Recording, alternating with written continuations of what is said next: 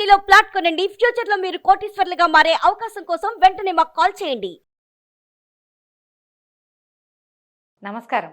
కార్తీక పురాణం 21వ అధ్యాయంలోకి వచ్చాం. ఈ కథలో మనం జలంధరోపాఖ్యానం గురించి చెప్పుకుంటున్నాం. తులసి చెట్టు ఎట్లా ఉత్పత్తి అయింది, ఏ రకంగా వచ్చింది, ఎట్లా తులసి హరిప్రియగా మారింది అనే విషయాన్ని నారద మహాముని పృథు చక్రవర్తికి చెప్తున్నారు. మారుమూలలో అంటే ఇంతకుముందు మనం కథలో ఏం చెప్పుకున్నాము, దేవతలు మేరుపర్వతంలోకి వెళ్ళి దాక్కుంటే వాళ్ళని పట్టడానికి జలంధరుడు కొంత సైన్యంతో వీళ్ళ మీద పడిపోయాడు.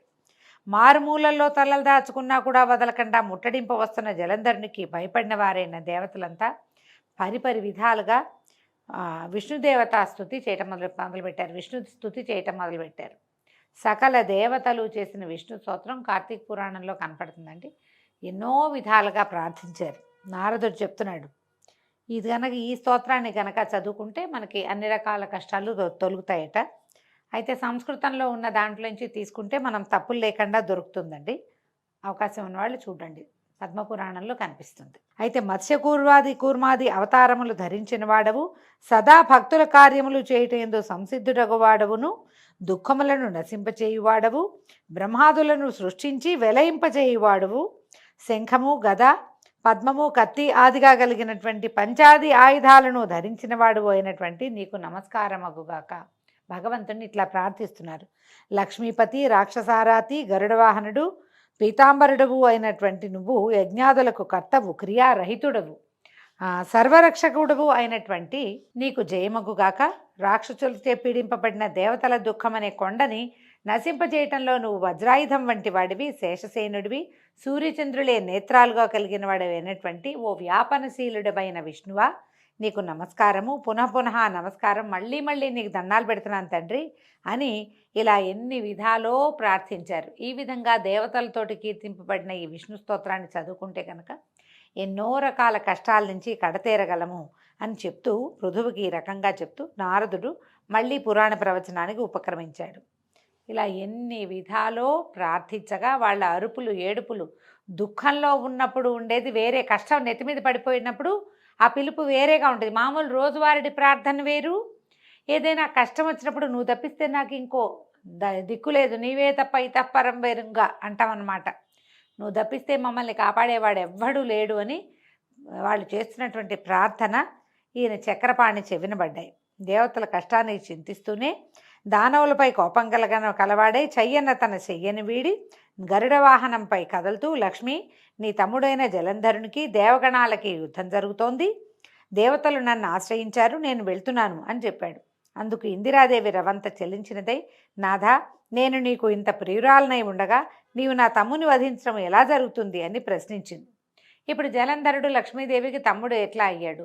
క్షీరసాగర మథనంలో పుట్టినది లక్ష్మీదేవి, సాగర సంగమంలో జన్మించిన వాడు జలంధరుడు. ఈ విధంగా చంద్రుడితో పాటు మన జలంధరుడు కూడా లక్ష్మీదేవికి సోదరుడే, ఆమె తండ్రి ఎందే పుట్టాడు కాబట్టి ఇంకా తమ్ముడని చెప్తున్నారనమాట. అప్పుడు రమాధవుడు నవ్వి, నిజమే దేవి, నాకు నీ మీద ఉన్న ప్రేమ చేత, బ్రహ్మ నుండి అతను పొందిన వరాల చేత, శివాంశ సంభూతుడు కావటం వల్ల కూడా జలంధరుడు నేను చంపదగినవాడు కాదు అని మాత్రం చెప్పి సర్వాయుధ సమీకృతుడై గరుడవాహనారూఢుడై అతి త్వరితంగా యుద్ధ భూమికి చేరిపోయాడు. మహాబలి అయిన గరుడుని రెక్కల విసురులకు పుట్టిన గాలి వలన రాక్షస సేనలు మేఘశకలాల వలె చెల్లాచెదరై నేల కూలిపోసాగాయి. అది గుర్తించిన జలంధరుడు ఆగ్రహంతో ఆకాశానికి ఎగిరి విష్ణువుపై యుద్ధాన్ని ప్రకటించాడు. ఈయన ఏం చేశాడు, జలంధరుడు యొక్క జెండాని, రథచక్రాలని, ధనుసుని చూర్ణం చేశాడు విష్ణుమూర్తి. అతని గుండెల మీద ఒక బాణాన్ని కూడా వేశాడట విష్ణువు. వేసేసరికల్లా ఆ బాధామయ క్రోధంతో జలంధరుడు గదాధరుడే ముందుగా గరుడుడి తల మీద మోదాడు. గరుత్మంతుడు నేల కూలేట ఆ దెబ్బకి. తక్షణమే విష్ణువు అతని గదను తన ఖడ్గంతో రెండుగా నరికి వేశాడు. విష్ణుమూర్తి ఖడ్గం పేరు తెలుసు కదా, నందకం అని చెప్తారు. ఆ నందకంతో ఆ గదని రెండు ముక్కలుగా చీల్చిపారేశాడట విష్ణుమూర్తి. అలిగిన అసురేంద్రుడు ఉపేంద్రుడి ఉదరాన్ని పిడికిట పొడిచాడు. విష్ణువుతోటి బాహుబాహవి యుద్ధం చేస్తున్నాడండి. బాహుబాహి యుద్ధం, ఒకళ్ళ చేతులతో ఒకళ్ళు కొట్టుకుంటున్నారనమాట. అక్కడితోటి జలసాయికి జలంధరుడికి బాహుయుద్ధం ప్రారంభమైంది. ఆ భుజాస్ఫాలనలకు, ముష్టిఘాతాలకు, జానువుల తాకిళ్లకి భూమి మొత్తం ధ్వనిమయమైపోవటం మొదలుపెట్టింది.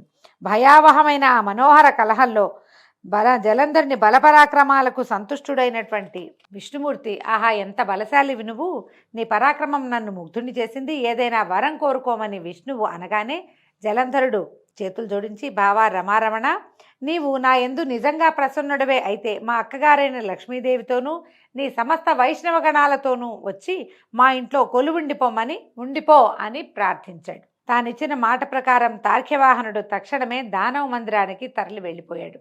సమస్త దైవస్థానాల్లోనూ రాక్షసుల్ని ప్రతిష్ఠించాడు జలంధరుడు. దేవసిద్ధ గంధర్వాదులందరి వద్ద ఉన్న రత్న సముదాయాన్నంతటినీ స్వాధీనపరుచుకున్నాడు. వాళ్ళందరినీ తన పట్టణంలో పడి ఉండేటట్టుగా చేసుకుని తాను త్రిలోక ప్రభుత్వాన్ని నెరపసాగాడు. ఓ పృథు చక్రవర్తి, ఈ విధంగా జలంధరుడు లక్ష్మీనారాయణులను సాక్షాత్తు విష్ణుమూర్తిని లక్ష్మీదేవిని తన ఇంట్లో కొలువుంచుకుని భూలోకమంతటినీ ఏకఛత్రాధిపత్యంగా ఏలుతుండగా విష్ణు సేవా నిమిత్తంగానే నారదుడు ఒకసారి ఆ జలంధరుని ఇంటికి వెళ్ళాడు. నారదుడు ఇట్లా చెప్తున్నాడు, నేను వెళ్ళానని చెప్తున్నాడనమాట.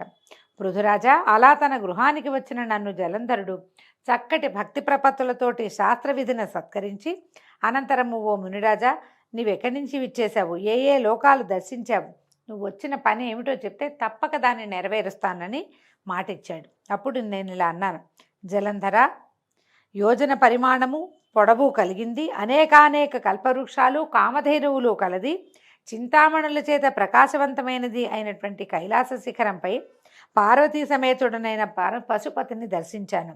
ఆ వైభవాలకు దిగ్భ్రాంతుడనైన నేను అంతటి సంపద గలవారు మరెవరైనా ఉంటారా అని ఆలోచిస్తే త్రిలోక చక్రవర్తిపైన నువ్వే స్ఫురించావు.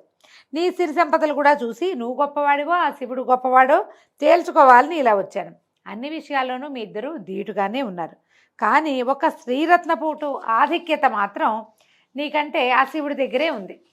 స్త్రీరత్నం ఉంది శివుడి దగ్గర అని చెప్తున్నాడు. మీ ఇంట్లో అప్సరసలు నాగకన్యలు మొదలైన దేవకాంతలు ఎందరైనా ఉందురుగాక, వాళ్ళంతా ఏకమైనా సరే ఆ ఏణాంకధారికి ప్రాణాంక స్థితి అయిన పార్వతీదేవి ముందు ఎవ్వరూ కొరగారు.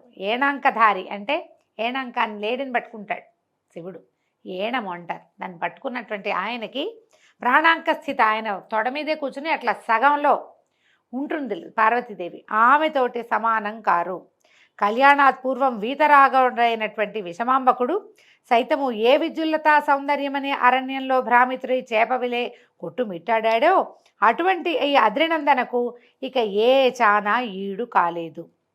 అంటే అంతకుముందు తపస్సు చేశాడు పరమేశ్వరుడు, అంతకాలం తపస్సులో ఉండి కూడా ఈ లేత పరువాలంలో ఉన్నటువంటి పార్వతీదేవిని చూడగానే మన్మథవశానికి లోనై ఆమెను వివాహం చేసుకున్నాడు. ఆ విషయాన్ని కుమార సంభవ పూర్వగాథని ఇక్కడ చెప్తున్నాడు అనమాట. ఆవిడ సామాన్యమైన సౌందర్యం కాదు పార్వతీదేవిది, అద్రినందన అంటున్నాడు. అందుకని పార్వతీదేవి ప్రస్తావనే చేస్తున్నాడు అనమాట. ఇక పార్వతీదేవినే నిత్యం పరిశీలిస్తూ బ్రహ్మదేవుడు ఆమె అందానికి సాటి తేవాలనే నిశ్చయంతో బ్రహ్మదేవుడు అప్సరాగణాన్ని సృష్టించాడు. కానీ ఆ అప్సరసలందరూ ఏకమైనా సరే ఆ అమ్మవారి కాలి గోటికి కూడా సరిపోరు. వాళ్ళంతా కలిపి ఒక ముద్ద చేసినా పార్వతీదేవి కాలిగోటికి కూడా సరిపోరు. నీకెన్ని సంపదలు ఉన్నా కూడా అటువంటి సాధ్వీమణి లేకపోవటం వల్ల ఐశ్వర్యవంతుల్లో నువ్వు శివుడి తర్వాతే కానీ ప్రథముడు అయితే కావు. ఈయన ఏం చేస్తున్నాడండి సర్కాస్టిక్గా, అంటే ఏమంటారు, ఇట్లా ఒక నిమిత్తం చెప్తూ ఇతన్ని రెచ్చగొడుతున్నాడనమాట. శివుడు నీకంటే అధికుడు అన్నమాట అతనికి ఎక్కించటానికి పూనుకున్నాడు. ఈ ఉపర్యుక్త విధంగా జలంధరంతో ఉటంకించి నా దారిని నేను వచ్చేశాను. అనంతరము పార్వతీ సౌందర్య ప్రలోభుడైన జలంధరుడు మన్మథ జరగ్రస్తుడయ్యాడు. కాముకులకి యుక్తాయుక్త విచక్షణలు ఉండవు కదా. అందువల్ల విష్ణుమాయామోహితుడైన జలంధరుడు సింహికానందనుడైన రాహు అనేవాణ్ణి చంద్రశేఖరుడి దగ్గరికి దూతగా పంపించాడు. ఇది చూడండి వింత. రావణాసురుడి గాథలో కూడా మనం ఇట్లాగే విష్ణుమాయామోహితుడైన రావణుడు అమ్మవారినే తనతోటి పంపించమని కోరుకున్నాడు. తర్వాత ఆ మాయలోంచి బయటపడి ఆమెను మళ్ళీ ఆయనకు అప్పచెప్పి అప్పుడు అతను ఏం చేశాడు, ఆత్మశలింగాన్ని కోరుకున్నాడని మనం కథ వింటాం. ఇక్కడ కూడా జలంధరుణ్ణి విష్ణు తనంతట తనే ఎక్కడో ఉన్న విష్ణుమూర్తిని తెచ్చి తన ఇంట్లో పెట్టుకున్నాడు జలంధరుడు. మాయామోహితుడయి అమ్మని కాంక్షించేంత కాముకుడు అయిపోయాడు. కాముకులకి యుక్తాయుక్త విచక్షణ జ్ఞానము ఉండదు. పరమేశ్వరుడు ఎవరు, పార్వతి ఎవరు, నేనెవరిని, ఇలాంటి ఏ జ్ఞానము లేక సాక్షాత్ పరమేశ్వరినే కోరుకోవటం మొదలుపెట్టాడు. ఏం చేశాడు? సింహికానందన్ నేను రాహు అనేవాడిని పంపించాడు. దూతగా పంపించి శుక్లపక్షపు చంద్రునిలా తెల్లగా మెరిసిపోతుండే కైలాస పర్వతాలన్నీ తన యొక్క కారు నలుపు దేహకాంతులు సోకి నల్లబడుతూ ఉండగా రాహువు కైలాసాన్ని చేరి తన రాకను నందీశ్వరుని ద్వారా పరమేశ్వరుడికి కబురు పెట్టాడు. ఏం పని మీద వచ్చావు అని పరమేశ్వరుడట కనుబొమ్మ కదిలించాడట. మాట ఏం లేదు, ఇలా అన్నాడనమాట.